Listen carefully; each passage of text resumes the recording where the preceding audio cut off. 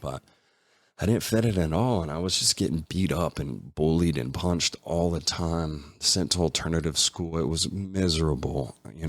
Mind you, my mom and stepdad are just playing video games from morning to night, and I can't do anything. There's nowhere to go. There's nothing to do.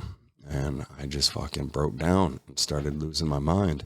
At some point, my mom, me and my little brother weren't getting along that well because anytime he would whine or complain or something when we were playing, my parents wouldn't even turn around. They would just say, go to your room.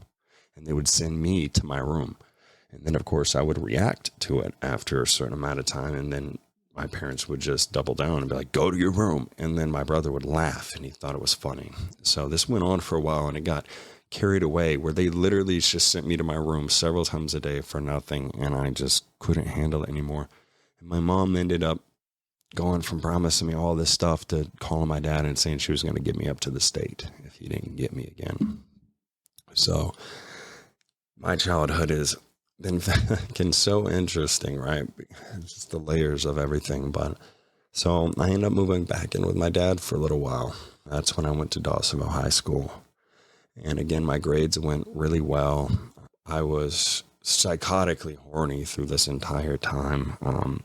Throughout my entire childhood, actually. It was ridiculous. But, going through this high school, every day, going home, trying really hard to pass my grades and make my dad happy. But after the first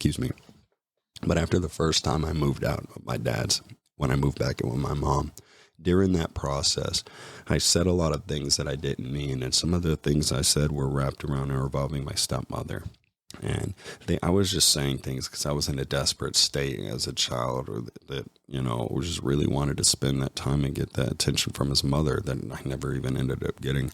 But I was so, hungry. I said these things and it really made my stepmom resent me and hold a grudge. And I guess it hurt her. And I just never meant for it to go down like that. But she didn't hate me, she kind of did for years. When I moved back in, it wasn't the same. And because of this, she would talk a lot of shit to my dad, which caused these tensions to just build and build till my dad started getting very physical with me. And, I was a crazy kid. I had all this energy. I was hyper. I just had so much going on in my head. I can't even explain to you. It's just very, very interesting, hard time for me. My stepmom just kept complaining to my dad and pointing out every little thing I would do wrong and all of this stuff and just build up these tensions. And my dad would just start snapping on me when normally he had much more patience, but he just had no time to clear his head or whatever. And it just surmounted to this, overwhelming rage, which is what caused me to run away from home in the end. One of the things, like some of the punishments that I went through during this time, because like before, when I lived with my mom and my stepdad, like they would make me write pages, like I will not be disrespectful to my parents while they're in the grocery store, front and back, write this, 800 times. And then he would be like, write this, I will not repeatedly ask my parents for things when they tell me no in the grocery store. And like, write this front and back, write that out, blah, blah, blah. And I would have to write these pages, man. And I would go to the grocery store sometimes and come home with like 18, 20 pages of this shit to write. And they would make me sit in my room at my desk with nothing until I was done writing the shit. Right? I fucking hated it. It was horrific. But I did that my whole childhood with my mom, my stepdad. Now with my dad and my stepmom, it was different. My dad, like I said, had the intimidation factor. He's a big ass guy and he handled things differently. But now, like my stepmom, do this thing that just drove me nuts. And to this day, I'm battling body dysmorphia because of it. She would take all of my clothes out of my closet and out of my drawers when I was sleeping, like empty my room out. Boom. I would wake up and there would be one thing in my room. These yellow, hideous pants from Walmart, these starter pants, and these giant pair of basketball shoes from like a couple seasons ago, ones that I wore mowing the lawn every summer at their multiple properties, just demolished huge shoes. And these fucking giant shirts that I would have paint and stuff all over, just tacky, horrible shit, make me look like a super skinny weirdo. And she would say, it's because I got too cocky and she needs to bring me down. And we were in a very small town where, you know, I would be dressed nice one day and the next day I would come in looking like a fucking clown and everyone would make fun of me and ask me questions. And it made me feel so humiliated and so self-conscious about my legs and my body. And on top of that, like, I would get made fun of a lot and called, you know, like chicken legs and little dick and like little things like that. So, you know, I developed these thoughts that I was always just super skinny, and you know, it just stuck with me and kind of tormented me my whole life. So I ended up like, you know, abusing the shit out of steroids in my 20s when I got into porn and doing all this other stuff, trying to fill this void that was developed during these points in my life. Some things that you think once you make the connection to it, that it would just go away, you know, but it doesn't sometimes. And it's things that you have to constantly work through, and it's just mind blowing. But you know, I'm working through things all the time. There's this quote that I want to bring up. It just makes so much sense. It's easier to build up a child than it is to repair an adult. Choose your words wisely. When you're growing up, you're so influential. There's just so much that we see and we're exposed to. Like I was talking about earlier, your first time experiencing racism, or, you know, the first time something was, you know, you were really wronged or betrayed or whatever, when you looked at the world differently. We all have these crazy experiences, but I just kind of want to bring some awareness to everything so we could be more mindful as adults and as humans and as neighbors and brothers and sisters and everything. We can be more.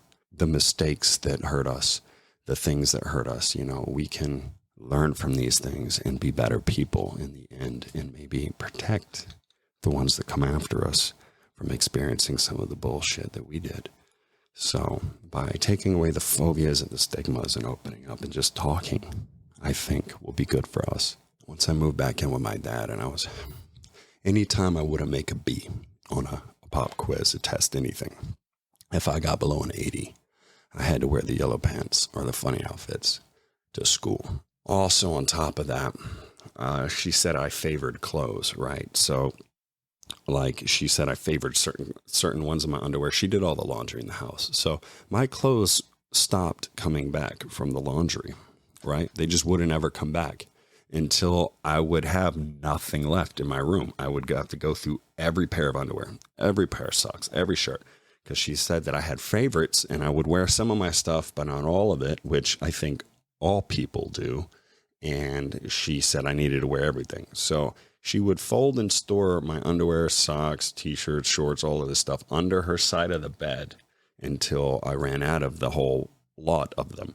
And then this also aided her in the kidnapping of my clothes when I got bad grades and she needed to humiliate me by making me wear funny stuff to school. That shit stuck fucking with me, and it just sucks because it's really not that big of a deal. I could wear whatever the fuck I want and go out anywhere in public now and just not care, you know, what people think. But back then, during this impressionable time, during this high school, during where I just wanted to fit in with my peers and have these friends and develop these relationships, that's not something I feel like a kid needs to go through. Kids don't need extra torment, extra bullying, you know, being broken down, or, you know, like she said, I got too cocky and whatever. And I wasn't too cocky at all. Like, and if I was, good. But having a kid with confidence is not a bad thing. You teach them to be humble, but you don't break them down, you know? So these things affected me a certain way growing up. And I don't know if it's just because I desperately needed something else, the thing that I wasn't getting from my mom and from everyone else, or if I just, you know, if I needed support, you know, or just kind words. But growing up, that was very difficult. On top of the fact, growing up in the South where, you know, you were made fun of for being gay or feminine or anything like this, and constantly like being called names and ridiculed and stuff, and being afraid to express yourself or be a certain way. I saw so much of that growing up, and I even dealt with them myself. Being called a faggot so much growing up and everything else was just crazy. But the South was a very crazy place. But yeah, things got so nuts one night at home with my dad that he kind of blacked out and came at me. I had like 5 or 6 tardies in this one class because I would walk the girlfriend I had at the time to her class, which was on the other end of the school. And because of that, I was late for, you know, this class. And it wasn't a big deal. It's not like the teacher started right away. I had this time and I justified it in my head because, whatever, but the teacher still marked it down. My dad was so concerned about my grades and my attendance and my other stuff. He didn't want me getting tardies. And he also didn't want me wasting my time walking a girl to class that I wouldn't be with in the future to fuck my school up. And I understand that now, but I was very excited to tell him something this day. So when I walk around the corner, I actually caught him on porn. And he exits screen super fast, blah, blah, blah, brings up the school email that was on another tab, reads the stuff and says, "Oh, you got another tardy today." And I was like, "Yeah, Dad, that doesn't matter." I went to go and tell him what was on the tip of my tongue, what was just so important that I ran upstairs to tell him. But when I did the hand motion and I shrugged off like, "Dad, that doesn't matter," to the tardy, he fucking snapped. And he jumped up out of that computer chair, man, like a fucking rhinoceros, dude. And I just remember being terrified. And I turned around and hauled ass. And my dad has this beautiful big-ass house in Georgia. And it's got vaulted ceilings. And the stairway upstairs goes through, like, the vaulted living room and everything downstairs. So there's handrails, and you could see all down 20-something feet to the hardwood fucking floors and shit. But I'm upstairs on one side of the house and I take off running to the other side. So I'm going down this fucking hallway thinking about how, if I fall, I'm going to fucking go through these handrails and be fucked. Full sprint. My dad's right behind me though, man. And my bedroom door was closed. So I run and try and open my bedroom door and I couldn't fucking get it because I was running too fast. So I kind of just turned around just in time for my dad to meet me at the door. And he grabbed me by the neck with his hand and he picked me up and he slammed me through my bedroom door. I had a pretty big room. He threw me from the door jamb after busting the door open across my room, and I didn't land on the bed, but I hit the foot of my bed, and my head went back and hit up on the bed, but I kind of slid my ass to the floor, and as I was reaching the floor, my dad met me at the foot of the bed, and he put both hands around my neck and picked me up and slammed me back on the foot of the bed. And at first, I tried to fight him. I grabbed his forearms. I was looking him in the eyes. I struggled for a second, and I was like, oh my God, you're fucking choking me in my mind. But then as I looked him in the eyes and I saw this fucking distant rage, like this utter hate, I can't explain it. Like he was gone. I gave up, and it's very hard for me to talk about this, but I let go of his hands and surrendered pretty much. And I thought to myself, if my own father wants to kill me, then so be it. I'm not going to fight him. So I let go and I passed out. I woke up on the floor. I was dizzy and disoriented and had tears kind of going down my cheeks. And I remembered what happened and I was in shock. And I called my girlfriend at the time and I was hysterical. I'm like, oh my God, blah, blah, blah, blah, blah, blah. And she's like, if you don't tell somebody, I am. Like, you have to tell somebody now. This has gone too far.